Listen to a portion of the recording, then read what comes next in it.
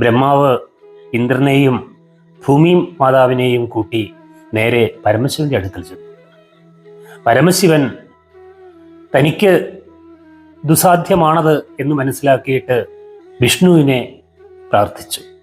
മഹാവിഷ്ണു ഇവരുടെ സങ്കടങ്ങളെല്ലാം മനസ്സിലാക്കി പ്രത്യക്ഷപ്പെട്ടിട്ട് അദ്ദേഹം ഇവരോട് ഇപ്രകാരം പറഞ്ഞു: ഞാൻ ദശരഥ മഹാരാജാവിൻ്റെ പുത്രനായിട്ട് ജനിച്ച് ഈ ലങ്കയിലെ രാവണന്റെ ഇത്തരത്തിലുള്ള ദുഷ്പ്രവൃത്തികൾക്കെല്ലാം അറുതി വരുത്തി ഭൂമി മാതാവിന്, ഭൂമിദേവിക്ക് എല്ലാ തരത്തിലുള്ള നന്മകളും ഉണ്ടാകത്തക്ക വിധത്തിൽ പ്രവർത്തിക്കാം. അങ്ങനെ ഭൂമിദേവിയെയും ശിവനെയും ഇന്ദ്രനെയും ബ്രഹ്മാവിനെയും ഒക്കെ സംതൃപ്തരാക്കി പറഞ്ഞു വിടുകയാണ് ഉണ്ടായത്. ഇതാണ്